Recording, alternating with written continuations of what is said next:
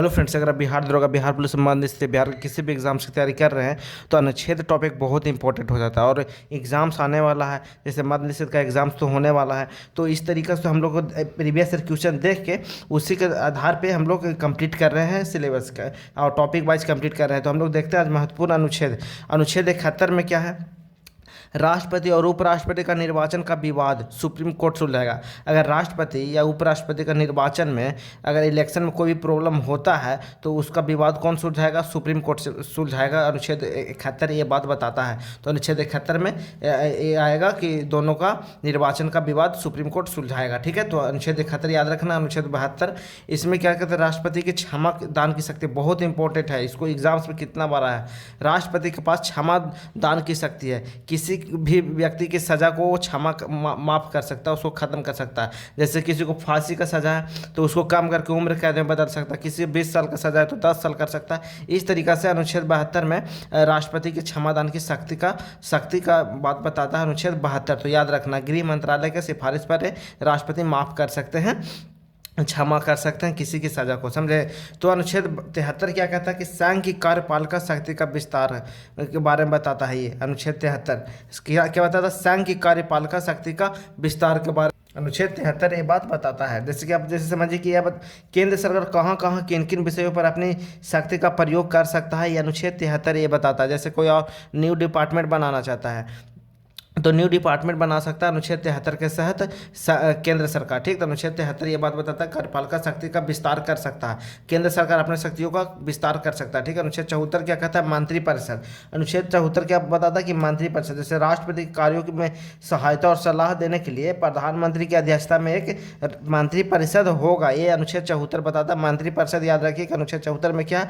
मंत्रिपरिषद है। जैसे मंत्रिपरिषद का काम क्या है ना, कि जैसे कि राष्ट्रपति कार्यों में सहायता करता है, सलाह देने के लिए मंत्रिपरिषद होता है कि राष्ट्रपति को सलाह देता है।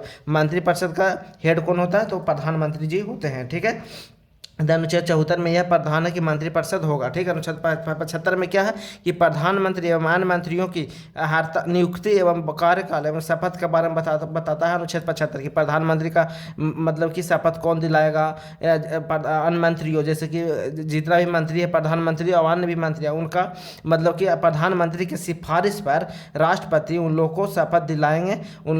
ये बात बताता है अनुच्छेद 75। और उनके कार्यकाल बताया कितना सारा कालकाल है, शपथ कौन दिलाएगा, इन सब चीज़ों की नियुक्ति कौन करेगा, इन सब चीज़ों के बारे में अनुच्छेद 75 बताता है। ठीक है, अनुच्छेद 77 क्या कहता है कि भारत सरकार के बहुत इंपॉर्टेंट है ये सब आर्टिकल, जितना भी आर्टिकल कराया है ना अनुच्छेद, देखिए एग्जाम्स में आएगा तो फिर इधर ही कहीं से आ जाएगा एग्जाम्स में, कहीं कहीं ज़्यादा दम नहीं पूछता है। जैसे कि आओ हम लोग करेंगे 50 और अनुच्छेद करेंगे, लेकिन अभी ब्रेक ले रहे हैं, कोई और टॉपिक पर चलते हैं क्योंकि खाली अनुच्छेद अनुच्छेद हो जाएगा तो बोरिंग टाइप हो रहा है। ठीक ना, तो और कोई अभी अगला टॉपिक चूज करेंगे, वहाँ फिर देखेंगे जिससे क्वेश्चन आता है, मतलब कि आते रहता है, समझे इस तरीक़ा से।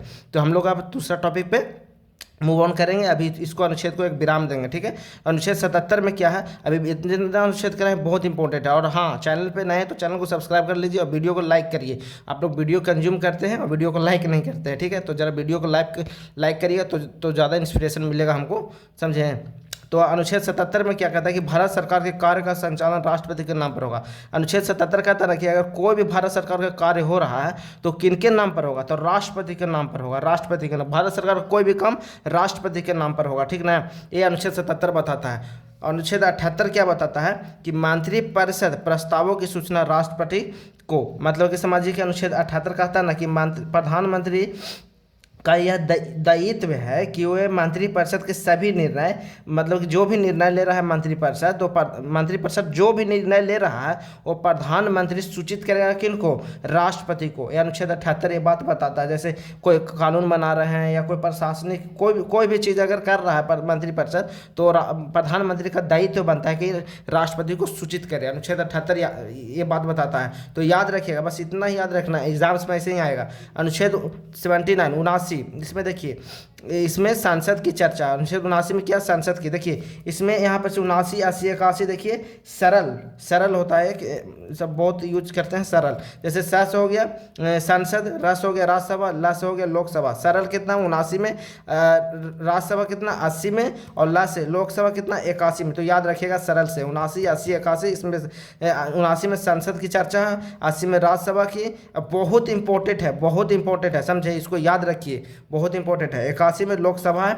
और अनुच्छेद 76 एक याद रखिएगा, हम यहाँ पे 76 नहीं दिए क्योंकि इसको नोट में डाले हैं। अनुच्छेद 76 बात, अनुच्छेद 76 महान्यायवादी का बारे में बताता है, जो मतलब कि अगर भारत सरकार का तरफ से एक वकील मानिए, जैसे कि महान्यायवादी कौन होते हैं, एक वो सुप्रीम कोर्ट का वकील होता है, समझिएगा, वहाँ से एक सुप्रीम कोर्ट का वकील को चुन लेता है भारत सरकार। और कोई भी भारत सरकार के खिलाफ कोई भी अगर लड़ना रहेगा केस, तो भारत सरकार की तरफ से कौन लड़ेगा, महान्यायवादी लड़ेंगे, अटॉर्नी जनरल ऑफ इंडिया, यही भारत सरकार का वकील होता है, ठीक ना।